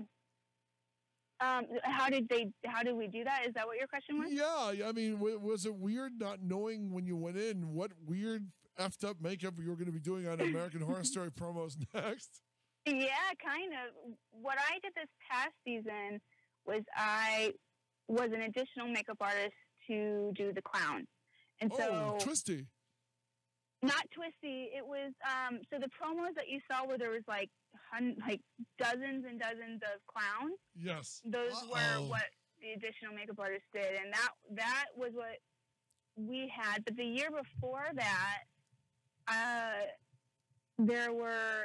was more involved in the pre-production side for that one, and pretty much Jason Collins is the kind of the prosthetics effects guy that's behind all of the stuff what you were saying with like the eyes that aren't there or whatever, and Yeah. any type of prosthetic work. Where Carrie essentially she oversees everything, but when she's doing the makeup, she's primarily doing the beauty makeups. Whereas Wow. Jason is doing, he has his shop and everything like that, and he has all of his guys that come in and sculpt and do all that stuff. So yeah, it's a really, really, really big collaboration with a lot of people behind it. It's really cool to kind of see it. I didn't get to see it from the beginning this past one. I was just there for the clown days. But the last year, You don't know how you don't know how happy you've made our producer Dan the Man Rupp and well-known con fetishist. Go on. Last year you said. And the year before, since I was able to help with pre-production, there was probably, I think I was on that for like a week and a half, and I was able to see kind of what goes, behind the scenes of creating those looks and getting it prepped. So that was a really interesting experience. Interesting. And what has been the high point on doing that show? Did they ever let you carry the ball and some big makeup on that, or did they? You know what I mean? No, not really. Carrie pretty much does all of the big makeups, the main ones. But the experience, I mean, I was able to kind of help out on some of those, with helping her, staying on the side on set or something while she's back, in the makeup chair doing the other makeups for the rest of the day. But nothing crazy. It's pretty much so she's got herself, Jason, and then Christina Waltz, who. Oh my God, pretty Christina Waltz! Oh, she's amazing. I love her. She's so cool. She made Pee-wee look 40 years younger. She did the Pee-wee Showtime special. Yes. Yeah, her yes. work on that, it was Mhm. amazing. I mean, Yeah. she made him look like he did when the first stage play was put on film. Yeah. She's told me some stories about working on that show. She's great. I love her. I learned a lot from both her and Carrie on both seasons. So they're just amazing, very amazing makeup artists. It's so cool to even be a part of what they've done. So between those three, they pretty much hash out all the really big main makeups, and then of course they kind of give the smaller makeups out to the rest of the team. And or if you want, there were some times where we would help them on those makeups, handing them pieces or helping powder or whatever they would need help with. That's amazing. I mean, when you look at that sort of thing, was it weird for you again to be on TV's most talked about horror show? Yeah, it was, and I actually in 2013, I remember this so clearly. I set my background photo on my phone. It was that particular year. It was the season 3 of American Horror Story with the witches. Right. And I set that as my background. Coven, yes, Coven, and it was like just I knew I wanted to work on the ad campaigns in some capacity. And so it was kind of cool that 3 years later, I was able to work with Carrie on that because, I mean, it was a total dream come true. And it's one of those things that seeing the billboards and just, knowing the stories behind it and kind of being able to, see Carrie work her magic with all these different concepts. It's really, really, really cool. It's a very surreal feeling. And I think Ryan Murphy has kind of a big idea with American Horror Story, where he kind of eschews a CG. He usually tries to go for the physical effect, and 9 times out of 10, I think your mind realizes when it's digital and when it's a real effect right there. Exactly, absolutely. Wow, what were some of the biggest, weirdest things you had to do in American Horror Story? Let's see. So the season 6 was Roanoke, and there were a lot of bugs on set, and I'd say that was that was missed? a little interesting. You were working with bugs? Yeah. They had a lot of bugs for the promos, and so that there was one of the ads for the billboard where this model. She had, I don't even know how many beetles just lined up down her spine, and they were real. And like you said, they don't like to use CGI, which is or brilliant. visual I love that. effects. we So they go ahead. No, go ahead, Amber. I was just gonna say it really was beetles. Like they ended up. What they do and for filming purposes is they kind of put these bugs in a cooler that cools them down so that they don't move as fast. Wow. Oh, that's a good idea. That way you can wrangle them. Yes, exactly. We had a bug wrangler on set. That's what we called it, a bug wrangler. And so they placed the beetles down her back, and because the lights were so warm, they would start to revive themselves and would start crawling everywhere. So that was interesting, to say the least. That was my only experience personally, but there was another ad that they did that I wasn't a part of at all, but the model actually had a tarantula in her mouth. Really? That sounds like Diana. Was that Diana? Was that Diana Terranova? Was that Diana Terranova? The tall blonde? No, I don't know. I don't think so. Okay, she's kind of I don't remember the name. She's a famous bug wrangler as well as an actress, and she loves doing that sort of thing, putting bugs in weird crevices. Maybe it was. Yeah, it had to be. Yeah, her. She's got a beautiful body, beautiful face. I mean, yeah. It had to be Diana. If it was bugs and a beautiful bug wrangler, she does that. She posts, spiders, tarantulas, Madagascar cockroaches, hissing cockroaches. Yeah, hissing. Yeah, she's got all that. It was probably her. I don't remember the name, but yeah. Did they ever crawl? That's what she did. That's amazing. Did they ever crawl on you when you were doing the makeup, or? Absolutely. No. We only brought the bugs out when they were on set. Wow. They were very particular about that, just to make sure none of the bugs got out. So yeah, no, I didn't. I didn't do any bug touching. Luckily, that was her. She was the one that placed them all and all that stuff. So You didn't look like a fetishist, so no. no, that's amazing. I mean, working on a show, American Horror Story did so much to save physical makeup effects. I mean, they made them the most talked about thing on TV again after they. Yep. CG had been trying to put physical effects in the ground for years, and American Horror Story, they roared it right back to life. It's so exciting, you know? It is. It really is exciting, and that's why the experience was. I mean, I feel like I remember every single hour of both seasons that I did, just because it was so cool. Wow. I mean, my back was about to break, but I didn't care. I was just so excited to be there, you know. And like I said, Carrie Herta is a genius, and learning from her is invaluable. Wow. And is Carrie in your documentary as well? Yeah, she is. Wow. And I mean, now, what is your end game? Do you eventually want to open up Teleco Effects? Do you want to, you know what I mean? Teleco Effects? Do you have a desire to own your own shop? Probably not. I don't particularly like to do shop work, just because it when I was working with Steve with the balloon technology, after, you know, working 9 to 5 and kind of hunched over that way, it did. Right.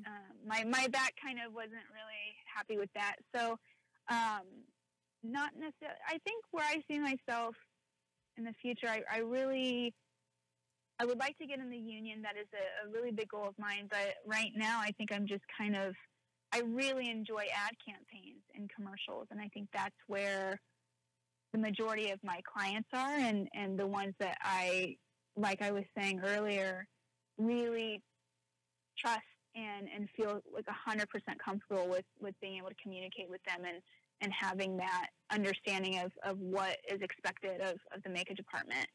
So I would say ad campaigns are something that I really look up to Carrie Herta. She does a lot of ad campaigns for FX, and pretty much, you know, I would love to continue to do ad campaigns as well. So Carrie, as far as that goes, Carrie is your Yoda? Yeah, pretty much. Okay, I've got another question here. This one comes from up north, from Santa Barbara. Wow. Okay. Santa Barbara. Yes. I love Santa Barbara. Oh. I do too. Hopefully the question will make you continue to love Santa Barbara. Yeah. No, it's a simple question.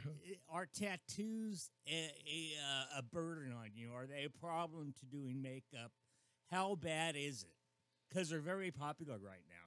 Like covering up tattoos? Yeah, covering them up. And do you do that, or do you just... Yeah. I think that so if it's like a full-blown... I mean, if you just have to have the right products, really. I had to do... Wait, hold on. The right product, you were saying? Well, yeah, so, you know, making sure that the products... Because sometimes if you don't have the right product, it works against you. And, you know, if you're layering too much, it can not look right. So I don't find it, you know, hard or a burden or anything like that. I actually enjoy doing tattoos. And I actually, I'm working on a project with a friend of mine where we do tattoos this weekend. And so actually applying the tattoos is fun as well.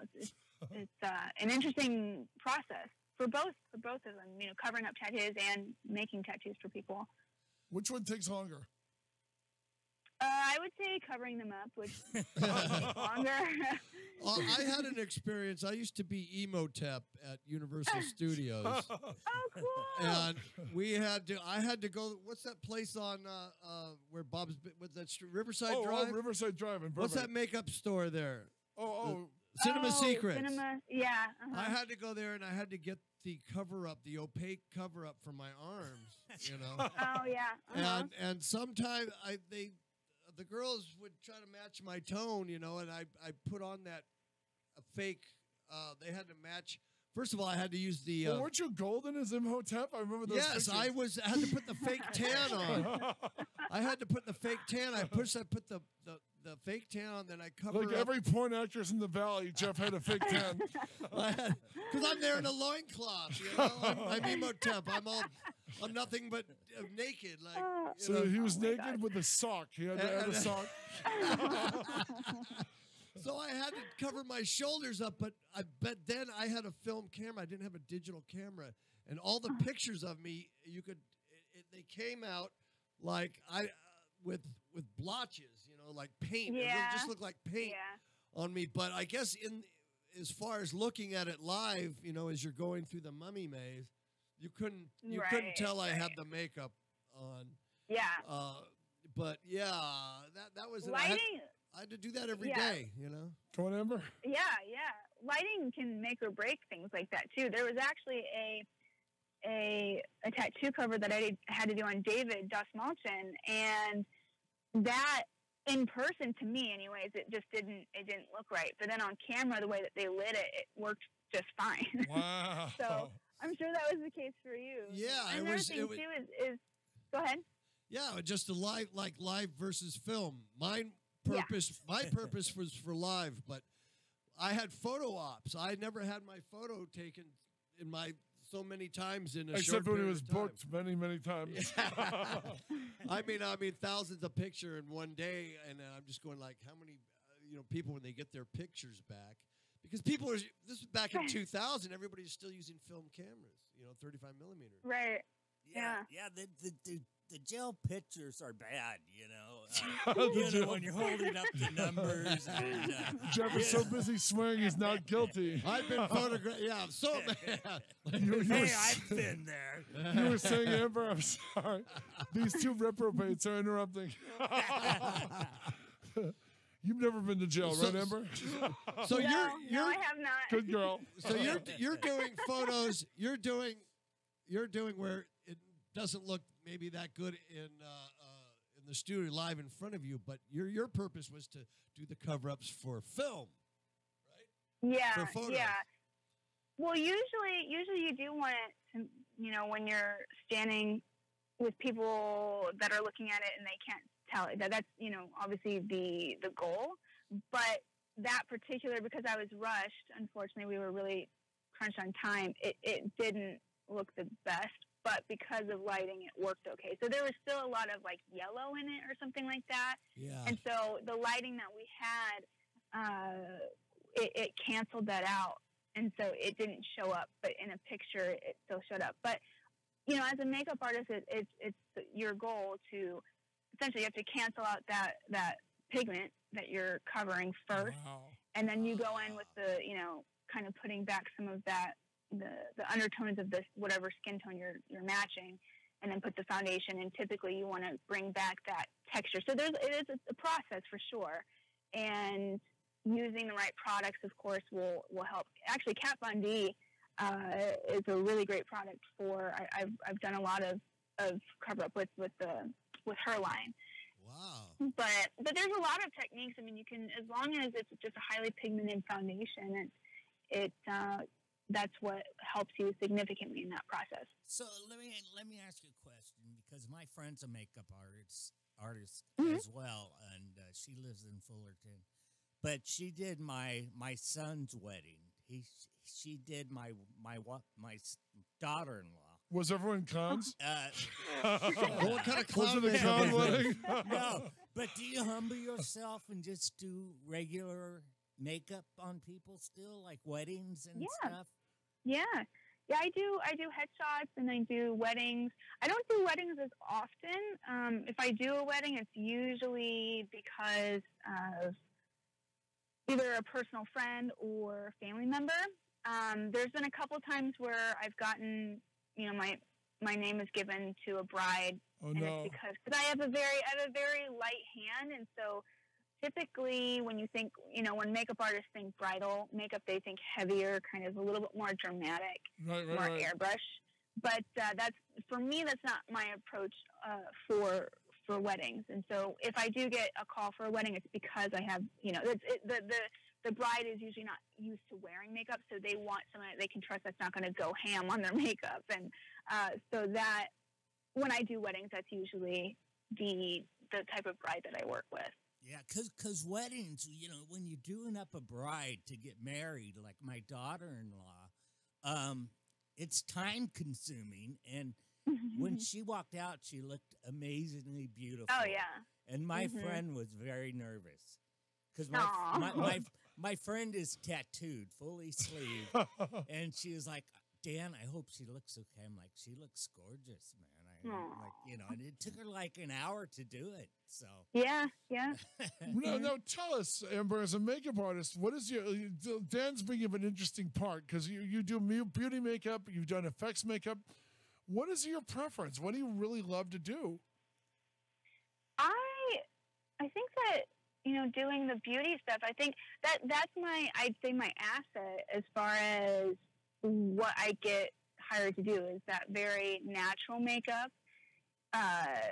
What you'd see in say like a Target ad or something, or very beauty makeup, but not dramatic. I can do dramatic looks, but I enjoy making essentially just enhancing somebody's features already and not overdoing it and caking the makeup on. That's what I'm best at. And men's grooming, I really enjoy men's grooming because I still cut hair, and so I still have that opportunity to still cut hair.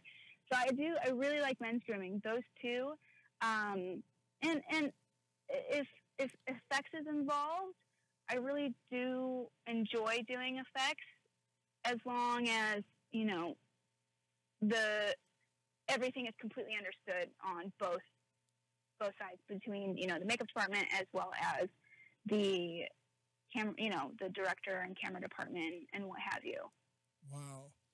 And your goal, you were saying earlier, so you want to do commercials. You want the fast gigs. Yeah. And that's good. That's good. Do you see yourself as a mercenary in that regard?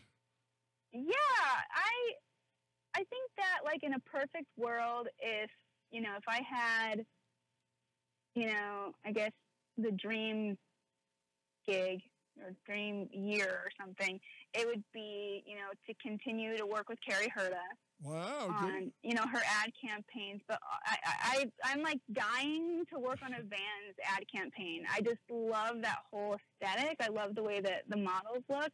That's kind of a really big goal of mine, is to get on something like that. Wow.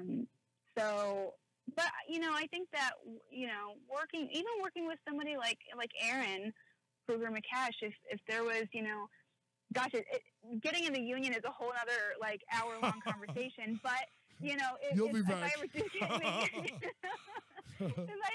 get in the union, I think that's a really big goal of mine too, is to work with all these people that I've had the pleasure of creating relationships with. And by the way, I'm sure if you asked Carrie or Aaron, they'd be happy to write a letter. You know what I mean? A recommendation when the time comes. Yeah. But that's the thing, is when is the time going to come? Oh. Right? Yeah. Well, no, because it's hard. It's hard to get in. There's this whole, it's a whole with, I don't know if you guys know much about it, but there's what they call 60-60-60. And I had it all set, but because I was missing 5 days, I had to restart everything. Oh, no, I know. Yeah. All my makeup artist friends complain about if they're one of them was she was in town from Colorado. She was 2 days short on the 60-60-60, and she ran out of time. That wipes if you don't do it in the year, you have to do it all over again, right? Yes. Oh, my God. It's like Groundhog Day, right? It is. And for the longest time, I would be so hard on myself. And it got to the point where I would say no to any job unless it was a feature film. And it really hurt my finances. Wow. Because, where a lot of the bigger budgets are is the ad and marketing industry. So I would, for whatever reason, say no to those jobs. And because I was holding off on these feature films, and then they wouldn't, go through or whatever. So I've kind of over the last 2 years, I've kind of made it my I guess saying to myself, or my mantra, to just kind of let go and just let it happen whenever it happens rather than force it. But 2 days short, that's heartbreaking, Yeah, it is. I'm sorry. What are you doing the Pennywise for? So it's actually for a company that I work for. They're called Movie Pilot. And what we do is every single week we do a live stream of a makeup demo. And so each week it's usually something that's, on trend. So for instance, this week would be, it, because today or yesterday it came out. And so we're doing a Pennywise makeup. We've, done stuff for The Mummy when The Mummy was coming out with Tom Cruise. We've done some promo stuff for Jigsaw when Jigsaw was coming out. So, and then we do like some video games too. A lot of zombies. That's why I was saying earlier when you asked about the zombies, I couldn't help but laugh because my gosh, there's so many. I'm doing a zombie. I think it's next week. We're doing Maze Runner, and that's a new zombie look that we haven't done. That'll be really interesting. But yeah, so it's a really fun gig, and it challenges me every single week, Wow. and I learned so much about special effects and what works and what doesn't. And it's funny because it's all live, and we get anywhere between like 100,000 to, like, say on the high end, like a really really good day, like 500,000 live views. And so it's intimidating because all these trolls are like, "What is she doing?" Yeah, so you're doing it live. I did the Eric Fox's 420 art jam, where they're not only doing your makeup, they're getting high while they do it. Oh God! And I thought that was a degree of difficulty I didn't think they needed, but. Oh my gosh! But that's hilarious. But the amazing thing is, like, Greg Cannon would jump on and say hi. He would literally be watching the show, and he'd throw in a couple ideas to them while they're doing the makeup. And is that what they're doing with you? You're doing a person Pennywise. You're doing somebody as Pennywise live. Trolls are attacking. Other effects artists are asking questions. That's amazing. Is that intimidating? Oh, it's so intimidating. I've actually, this is the second year I've been doing it, and I've had to train myself to just not look at the comments anymore because some of them are just mean, just straight up mean. And so, yeah. Wow. Well, welcome to Trollsville, baby. That's how the internet works. Yeah. Hey, amazing. Now let's pimp you. Where can people follow your work? And where can we get your video? And where can we get your videotape? Not videotape. Listen to that. Welcome to the future. No, where can people the DVD package? Where can people get your makeup DVD package? How to make it in Hollywood? I believe is the title. Yeah. Cool. Yeah, it's called What It Takes. What It Takes. I'm so sorry. What It Takes. Now, Ken, I've had friends yesterday. They saw my post. Amber. He renamed you. Now, my friends want to know. I would. This one girl asked me yesterday. I would like a autographed. She wants one signed. Okay. So, like, what if people want a signed DVD package of your documentary? Just give us your home address. We'll come by and pick it up. Don't do that. There you go. Where can they order it, Amber, and where can they get you to sign it? They can order it. So we have the extended version DVDs, the physical copies, on whatittakesfilm.com. And if there's anybody that does want it signed, what they can do is when they order it, there's an option in the cart section when you're checking out that you can write a comment. So just write in the comment that that's a request you have. Okay. But anybody that's on like the digital world, we have it on digital download, and you can get both of those on whatittakesfilm.com. Wow. And where can people follow your work? We've been looking at some of your amazing pictures, including that Day of the Dead shot. You did a bunch of makeup of Day of the Dead on yourself, the Mexican Day of the Dead, not the horror movie. Yes. Your stuff is amazing. How do you do makeup on yourself? I mean, do you just... Was that you as the model with the skeleton? Because we saw some of your makeup. That was actually, he's actually a cosplayer. So he does a lot of different stuff. And so we did a body paint on him to make him look like, oh gosh, I forget the gal's name, but from Coco. Yeah, that's the girls. Yeah. But we were looking at some of the just saw Coco. That's what it reminded me of. We were looking at some of the makeups you did on yourself as well. You know, just the stuff you posted. It's amazing. Thank you. Yeah, it's hard to do it on yourself just because, 99% of the time I'm doing on other people. So I don't really wear makeup myself as much just because I'm kind of allergic to makeup. But Ironic. doing, Ironic. I know, right? Ironic. But doing, like special effects or like any type of, I did like an Elf on the Shelf look on myself one time. Wow. And it's hard because you're essentially doing it, say when I'm working with somebody in front of me, they're, say, 2 feet in front of me and I'm working with them. But when you're working on yourself, you have to times it by 2. So if you're 2 feet from the mirror, you're essentially seeing yourself 4 feet away, if that makes sense. Wow. Yeah, it does. So it's hard. Okay. I hate to do this. As you know, this is my job. Oh, this is a I big am finish. producer Dan. All good things have to come to an end. Ever see? I'm sorry. Okay, this is a No, big I finish. The suck. evil I hate producer has this. spoken. Ever see Tellerico? You were delightful. You're invited Thank back. you. Thank Always you so much. invited back. Yeah, but except next time you have to come in person with cool makeup effects. And you can watch the replay. Immediately Yes. after. It'll be on Immediately YouTube later after. today, and Yeah, we're gonna. YouTube's been really kind to me. I go by the censors, no problem. They've been really nice to me. So Oh, good. That's because we're here. Yeah, keeping him in check. No that's tasteful when, it's when nudity. you guys leave me in charge of me. We get in trouble. Hey, Amber, you were amazing. Thank you so much Thank for doing you. the show. Yeah, thank you so much for having me. This is fun. Yes, Aw. maybe next time you could take the drive and be an in-studio guest, and we could have more fun and better Yeah. stories, actually. Yes. Thank yeah, you, I Your would love that. Thank you, Your Highness. Good luck in IMATS, and we'll talk to you soon. Awesome. Thank you, guys. Thank you. Bye. Bye-bye. And thanks for joining us in the Goodbye. Jeff Sargent Show.